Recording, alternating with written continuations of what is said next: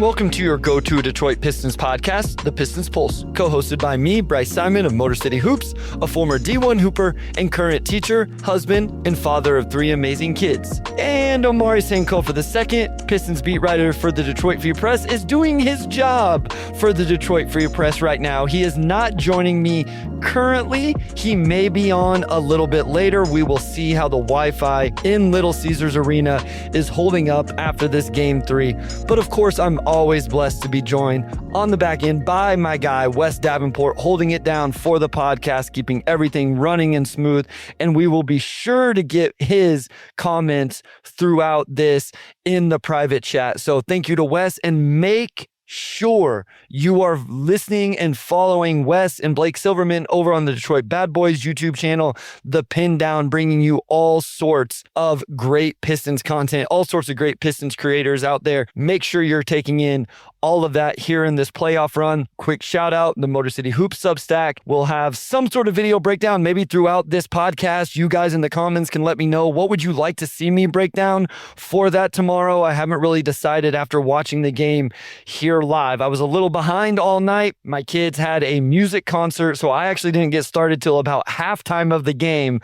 When it was live at halftime, I started the beginning, caught up right there at the end, and we are able to go live here. Ty Cobb's bat says, tough loss. Think if we had beef stew, we pull this one out. He was clearly missed tonight. That is absolutely correct. Devon says, wasn't expecting this. I'm going to take a shower, but the Pistons lost this game. Knicks did not win. We will get into all of that. If you are joining us live, thank you so much. We appreciate it. Like, share, subscribe, all of the stuff that we ask you to do all the time to help support the podcast. But get your comments in, your opinions, your thoughts, your questions. This is designed to be interactive between me and all of you in the comments section. My quick thoughts here was it was a fun game. It was back and forth. I know the Pistons lost. Fun may not be the right word. It was an entertaining game, but obviously the Pistons come up short. And so that doesn't make it maybe as fun, even though it sounded like Little Caesars Arena was just absolutely insane. Anybody that was there, if you are in the chat, would love to hear what you thought about just the environment in terms of what Little Caesars Arena was like tonight. So I will let Wes hold down the chat in terms of starring things. Anything he stars, I'm going to put up on the screen and read or answer or talk about, because I'm realizing as we're live, I can't talk this entire time and try to read what is going on in the chat. It's been a little while since I've done one of these. I feel like Wes brought this up and Sam Vecini was texting. I'll go on with him later tonight after the Nuggets-Clippers game, and we'll talk about this Pistons game as well on there. That second quarter run was a huge part of this game. New York goes on to a huge run in that second quarter. It was like, 18-3, I believe. And then there was a bad offensive possession from Detroit, followed by a Bridges three-point make. So I think it ended up being 21-3, West, was the run there in the second quarter from the New York Knicks. And that seems like a huge difference in this game, right? Whenever you're talking about a game that ended up 116-118 in favor of the Knicks. Beasley did hit a catch and shoot three-pointer after that. That was a huge shot to kind of just stall out the momentum.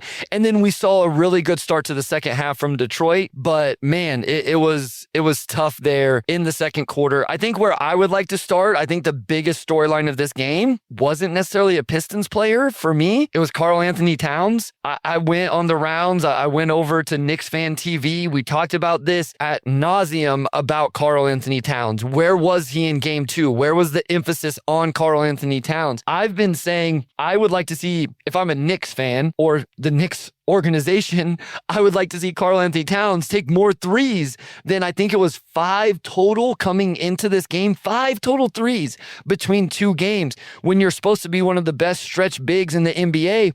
And you're playing against a team that struggles with stretch bigs. It just wasn't making sense to me, even with Tobias Harris being the guy guarding him. Now, I will say something that happened tonight. I believe there was some cross matches. I believe even his first couple three-point makes were not on Tobias Harris. One, I think, was Tim Hardaway Jr. in a weird cross match. And then I know one was on Jalen Duren. And then in the second half, we got Jalen Duren exclusively on Karl Anthony Towns. I'm assuming because of the Tobias Harris foul trouble. What's interesting is then that also got Jalen Duren in foul trouble. And we probably need to talk about Paul Reed at some point. Wes, don't let me forget about that, because Paul Reed did have himself a night. But in a game where you don't have Isaiah Stewart, that's tough. It's tough to have both of those guys in foul trouble, but I thought New York really went out of their way to include Karl Anthony Towns from the very beginning of this. DC Blitzen, in the interest of a fair take, props to Brunson tonight. He just played ball, played it well, good enough execution and decision-making in a crazy, hostile crowd. I think that's a great take, DC Blitzen. 0 foul baits, Wes? It's probably more than 0. I don't remember any egregious ones, at least on the ball. Not as much, at least going to the basket. Maybe there was some off the ball stuff. Maybe more so defensively, like where he's trying to take charges and draw offensive fouls. Maybe more than anything. But I did think he played a little bit more of a just like, I'm going to go try to score the basketball. Not a crazy efficient night from Jalen Brunson. Well, he was 9 of 20. He just didn't hit threes, to be quite honest. And he was clutch down the stretch. Yeah, I say it wasn't crazy efficient. He had 30 on 20 shots, 7 rebounds, 9 assists, 1 turnovers. Like that's pretty efficient. So maybe I'm missing or remembering too many of those. His normal from the regular season. Yeah. Maybe I'm remembering too many of those missed threes to say it wasn't an efficient night, because obviously it was. Yeah, Derek Brown, I see your question about Asar. Obviously that's something we will touch on and talk about, because I do think that's something everybody will have an opinion on. And I assume if you're in here listening, you would like to get my opinion on that. So I think that's important. But I do want to quickly go back to Cat, because I think he came out super aggressive. I think he ended up with 4 or 5 transition trail 3-point attempts. He had 3 in the first 4 minutes of the game. And those are ones he should hunt. And those are ones the Pistons have struggled with all year against Karl Anthony Towns, Brook Lopez, Miles Turner. Now the ball's in Detroit's court, right? Now, game 2, Cat wasn't aggressive. Detroit wins the game, and putting Tobias on him had worked. It was working. It was efficient. Like it got the job done. New York came back after losing a game in which, he didn't take a shot in the fourth quarter and only 3 from the second quarter on, or something like that. Whatever the stats are. And they said, we are going to emphasize Karl Anthony Towns trail 3-point attempts. We are going to emphasize getting Karl Anthony Towns downhill. We are going to emphasize after timeouts, getting Karl Anthony Towns post-ups. And now it is in Detroit's corner. Like, how are you going to take those away? My biggest worry coming into this series, into this playoffs, if they get beyond the series, was off the ball defense, miscommunications, things like that. And it played out a lot at the beginning of this game. It was a rough start to the game. And I had mentioned it's such a weird thing, and it's kind of hard to explain. Over on Knicks Fan TV, they were like, what are you talking about? You got to explain this to us a little bit more. I brought up how I thought the energy of LCA, and I truly hope no Pistons fans take this the wrong way, but I think at times it almost has a negative effect on this team, because they get too juiced up. They get too amped up. And they did get off to a slow start with missed shots. Now, Tim Hardaway Jr. eventually made one after a timeout and all of that. And so it did end up being okay. So Omari is the pool reporter tonight, so that means we are probably not going to be joined by our guy Omari Sankofa II. So he has to stay around, I guess. I'm not able to check my phone, so I'm just getting this information via Wes. I'm going to take a quick break right here, guys, just so I can tweet out some links and stuff like that from the Motor City Hoops and on the social accounts. Stay with us. We'll get back into it for about 20 minutes or so. After that, we'll take your questions, your comments. Wes is starring those. He'll put them up on the screen when he's ready for me to talk about them. But we will go to a short break here, and then I'll be right back.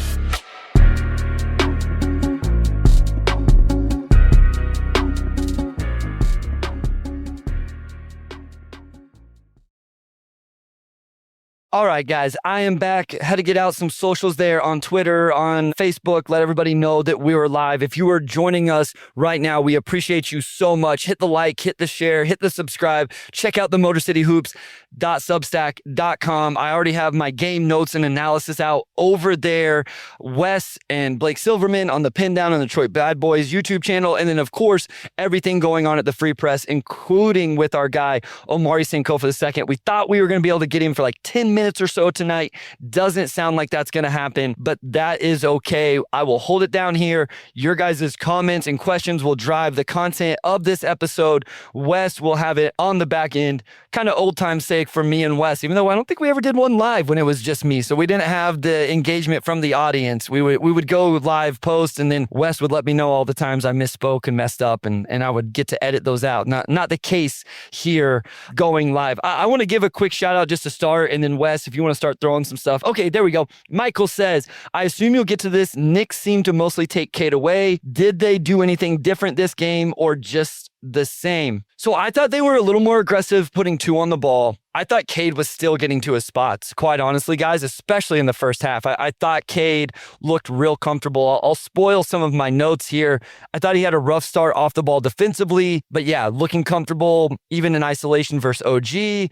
Gets a catch and shoot 3-point make. Mid-range jumper was there the entire first half. Had an incredible play in the second quarter. Guys, he can split this. I want to see Cade emphasize splitting these, whether it's Cat. He did it to Brunson. If they're going to put 2 on the ball, I think he can still split it. He doesn't, I'm not saying he lets himself get trapped, but I think when he splits it, it's 4 on 3. Like it's his world after that. I think he can continue to be aggressive, looking to split when they're playing at the level, playing aggressive, hard hedging, 2 on the ball, whatever. He has been very effective when he has done that. And that's the play I'm talking about here. He splits Cat with a great dribble move, and then he looked off, I believe it was Mikal Bridges. And what he did was he stared at Ron Holland in the corner, who he didn't want to pass the ball to because Ron's not the best catch and shoot guy yet. And he passed it to Tim Hardaway Jr. It got Tim Hardaway Jr. wide open. Just beautiful eye manipulation with that. I thought he got blocked a few times. I believe it was down the stretch of the first half. I don't know if that affected like kind of his mentality going into the second half. I thought he looked to pass the ball a little bit. Wes, I would love to get your thoughts in the private chat as well. Yeah, Sean Haddock says Cade didn't drive a lot. I thought he attacked to create and pass more in the second half. And so in that way, I feel like the Knicks took away a little bit of his scoring aggressiveness. There was the play, I believe it was out of a timeout. I would have to find it in my notes, but he comes out, I believe it was out of timeout, and he has a decent look in the mid-range, but he's looking to pass. And then the pass isn't there, and he ends up just traveling with it. Like he comes down with it. And so I thought they were able to disrupt his decision-making just a little bit. And we don't see that a lot with Cade. You know, like even when he has turnovers, it's not usually decision-making stuff. So I think he will learn from that. They did put 2 on the ball. One thing I was excited about was I have hammered this point home. I don't think they've done a good job capitalizing when the Knicks put 2 on the ball. The bigs have short rolled too deep. When they have caught, they've made slow decisions. When they've passed it down to the block, Asar did it once tonight. Asar was late to try to score it. He was hesitant. Finally, in the third quarter, we got a little bit of, that's when Jalen Duren got going, was Cade in the ball screen. They're putting 2, even if it's not 2 truly on him, he's occupying 2 guys, and he's timing up the short roll stuff with Jalen Duren. This isn't going to be a high-flying lob situation for the Pistons. There's not going to be a whole lot of those. The Knicks are going to take that away with the tag man, the weak side help guy. And so it was encouraging to me that we finally saw, 3 games in, we finally see Jalen Duren short roll, hits Asar on the cut, and Asar is able to finish. They found a little bit of flow there in the third quarter that I'm hoping they'll be able to build on going into game 4. Wes says, agreed, no more obvious than when he went up for a layup, had the look, but then panic passed it to Paul Reed while in the air. So I just, again, just a few things there with Cade in the second half. Wasn't an overly awful game for him. 24 points on 25 shots, though, not crazy efficient. He was 2 of 5 from 3, only 3 free throw attempts, I think, is noteworthy. Guys, I'm not the officials guy. I'm not the guy that's going to really dive into that. So I apologize if you're here for that. It's not me. It's not what I want to get into. And so I apologize if you do want to get into it. It's just not really what I enjoy talking about. 11 assists for Cade, 7 rebounds, 2 blocks, 4 steals. Like that's real defensive disruption right there from Cade. Did have the 6 turnovers. So I have no doubt that Cade's going to come back, play really well in game 4. But I did think they disrupted him a little bit. And I want to give some credit to OG and Anunoby. I saw someone say there it is, Aruna. OG is their MVP in my opinion. Aruna, I don't know that I disagree. The only thing that I would stand on is I always give the credit to the primary and offensive initiator. The weight that person carries is so large that I always default to that person. But OG has been incredible 2 ways in games 1 and games 3. And in game 2, he was still good defensively, even if the offense wasn't as good. His 2-way play has been awesome in this series. I thought he was really, really good tonight. Yeah, Wes brings up the 6 stocks for Cade, which is, listen, I think there's some off-the-ball miscommunication, some breakdowns, some stuff like that. But in general, when your best player, when your all-NBA offensive hub is not a negative defensively, it's so huge for your team. And Cade is not a negative right now, and I don't think he's ever going to be on the defensive end. Derek Brown, Asar only played 21 minutes tonight. Do you think he should have played more? Really interesting question. Wes and I actually were texting about this just a little bit. I will give you my Asar notes. So again, kind of giving it, I guess I give it for free anyway over on the Substack, but now you don't have to go read it. I'll read it to you. Asar seems to, here's something interesting. Wes, I want to get your thought on this as well. Chat, get your thoughts. I feel like there are more off-target passes to Asar Thompson than anybody else I watch in this league. And I watch a lot of NBA. I don't know if his teammates just underestimate how fast he's moving from one place to the next. It just seems like the pass is always behind him. Maybe I'm just noticing it, but it's not just like a Tobias Harris pass or a Malik Beasley pass. Cade does it to him all the time. Duren and him seem to have the best chemistry. So I just thought that was interesting. I had that in my notes. He sat for a long extended stretch in the first half, played like 3 or 4 minutes. Seemed like JB had lost a little bit of trust or maybe wanted to calm him down. Whatever he was seeing from Asar, it wasn't foul trouble this game finally, and JB didn't really go to him. We saw extended minutes from Ron Holland, actually, is who we saw extended minutes from, and Ron got 12 minutes tonight, which I know isn't a big number, but I wasn't positive that Ron Holland would even be in the rotation. Obviously, he has been. He's confident and aggressive.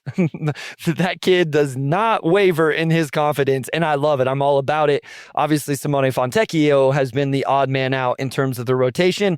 I will say this. All uppercase, what a response to the start, the third quarter for Asar Thompson. Big time production, big time impact.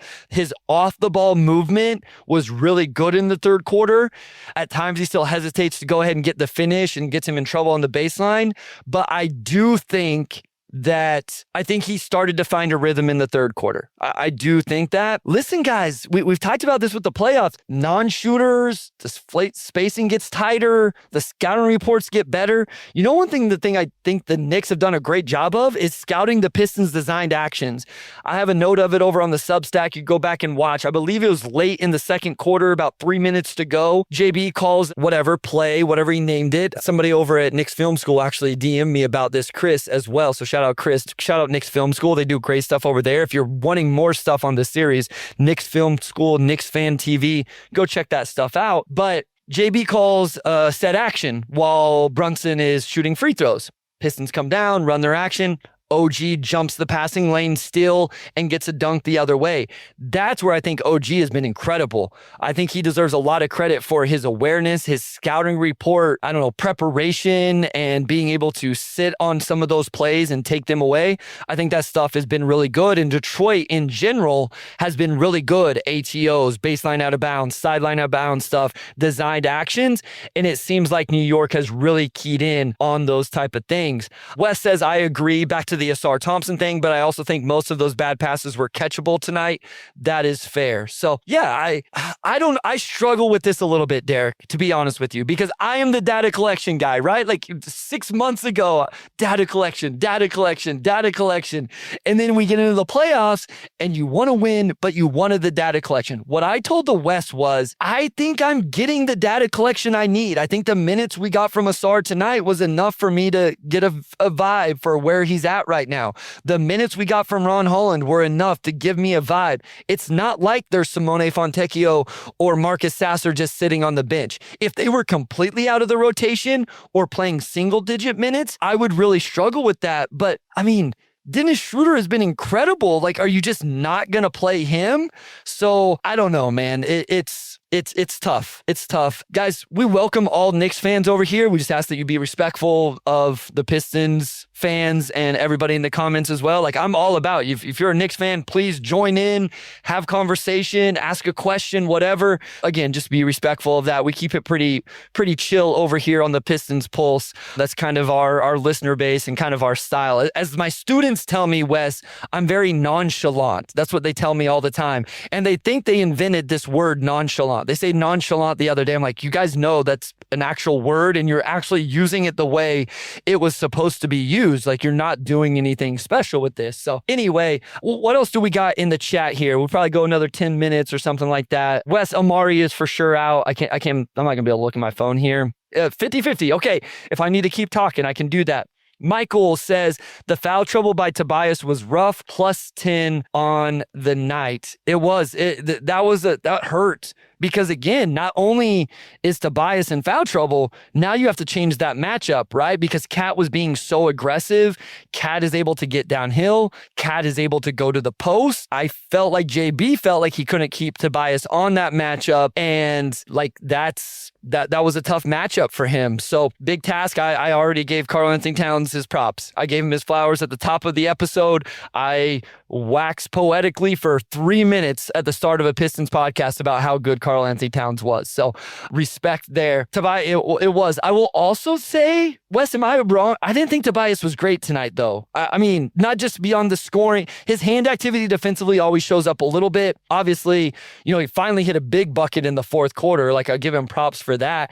I actually was going to make a note on the Substack that this game actually was a prime example of why you should never trust single game plus minus, because Tobias was +10 in his minutes, and I didn't think he individually was great, even though I do understand, Michael, that him being on the floor is almost always a positive for Detroit, regardless of how he's specifically playing. Anyway, can you talk about Cat elbowing Asar and no call? One, I don't watch that stuff as closely. I was playing catch up, so a lot of the scuffles and whatever, like, I didn't even see the Brunson thing. Who did Brunson foul? Tim Hardaway Jr. that ended up, was it a flagrant one? Wes, is that what it ended up being? Did he get a flagrant one on that? The one where Tim Hardaway Jr. got the 6-point possession. I'll be honest, guys, I fast forward through all that stuff because I'm trying to play catch up. I wanted to be on time to do this.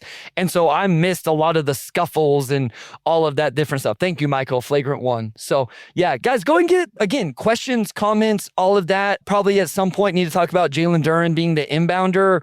Wes, what were your thoughts on that? I mean, didn't it seem like a great decision? Thought it put Jalen Duren in a tough spot. I don't agree with people saying that Cade should have been the inbounder, though. I mean, I think you want Cade at least being in a situation where he could get the catch and the shot attempt in that situation. Who else was on the court? Because they couldn't sub. So was it Cade, Schroeder, Beasley, Duren, and Harris? Is that who was on the floor at the end? That seems like that's probably right. So my guess is, in the moment, I'm not defending JB here because I think it was the wrong decision. In the moment, my guess is he was thinking, I want all 4 of those guys are better shot makers, and I want to give them a chance to make the shot. And so I'll make the guy that has the least chance to make a shot be the inbounder. We talk about Jalen Duren being a decent passer. That's a completely different scenario than like making a short roll read that he's done millions of times.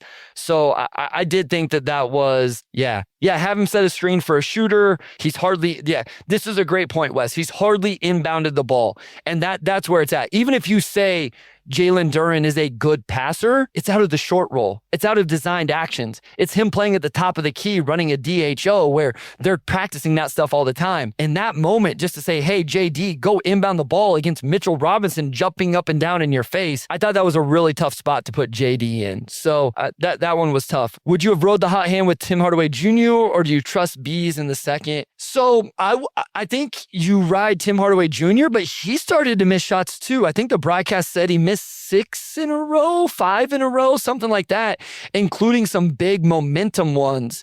And so I think eventually going to Beasley was probably the right decision. But yeah, so Aruna, this is important to know. Thought it was because Mitchell might have been on the inbounds regardless. The broadcast said if you take Duren away from being the inbounder, that Robinson would have went with him. I don't know. I don't know that that's true. I think that my point is, I think I might agree with you, Aruna.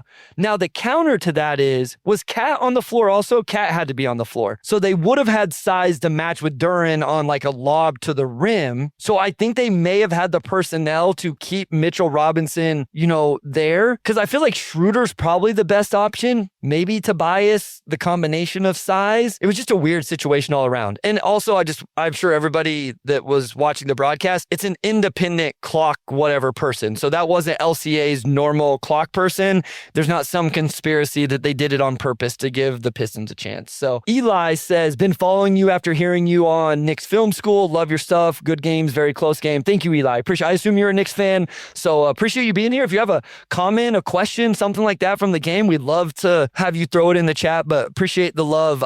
Obviously, Andrew Claudio is my guy, a real close friend and someone I work with very closely in the content creation world and all sorts of facets. And I believe I'll be back on Knicks Fan TV on Monday, which would be after Game 4, previewing Game 5. So the Knicks side of content creation and podcasts have been really kind to me, bringing me on over there. Thumbs up, Eli from DJ Blitzen. Both teams fans are getting a lot of amazing analysis and insights during this series, and the crossover stuff is amazing. I couldn't agree more. I think those guys do amazing work over there, and it's a lot of fun. So Wes says THJ made 6 in a row, then went 1 for 6 the rest of the game. Might have gone Harris. Wasn't an easy call. Yeah. Oh, Paul Reed. Thank you. That was the last starred one. So again, guys, if you put something in there, we're going to get to it. Give me thumbs up, thumbs down, middle, Omari, wait, no, thumbs down. Okay, so probably going to close it out here, guys, unless you have a question, comment, whatever. We just wanted to get you a little bit of something here, and we appreciate you guys so much. I can feel my voice straining already. 30 straight minutes is even different than being at school. Big time Paul Reed minutes. Love seeing people, players, whatever, take advantage of opportunities. It's an unfortunate opportunity. I think this team is better when Isaiah Stewart is in the rotation. I've been screaming for 3 years that I thought Isaiah Stewart would prove his worth in a playoff setting. And unfortunately, we've only got to see it 1 out of 3 games. Hopefully he will be back. But shout out Paul Reed for coming into the game and providing real minutes, energy, gets the deflection, creates an offensive rebound, leads directly to a Schroeder 3-point make. Also, how about Dennis Schroeder's 3-point shooting all of a sudden in the playoffs after the struggle of the regular season? He did give up a free throw offensive rebound to Mitchell Robinson. That stuff drives me crazy. But to me, that's just like a physical limitation. So yeah, a couple nice verticality contests in the second half, was playing big minutes, offensive rebounds, and then had a huge block that again led to a Dennis Schroeder transition 3. So Evan Ferner says Western Kansas. Yes, Western Kansas stand up. Hopefully some more rain tonight. We got some nice rain last night. That puts the farmers, which includes my father, in a good mood. So I appreciate that. Maybe we can get some more as well. Aruna, Stu proving his value with his absence. So kind of a quick one here, guys. That was kind of the idea, was not to give you a full-fledged episode with a ton of stuff. We will be back with some of that after Game 4 on Saturday. When is the game? 2 days. Friday, Saturday, Sunday. Wes says Sunday. All right. We were trying to do sign language and I was not comprehending very well. So we will be back after the game on Sunday. Thank you, Devon. Yep. Appreciated that very much. Thank you for everybody that tuned in.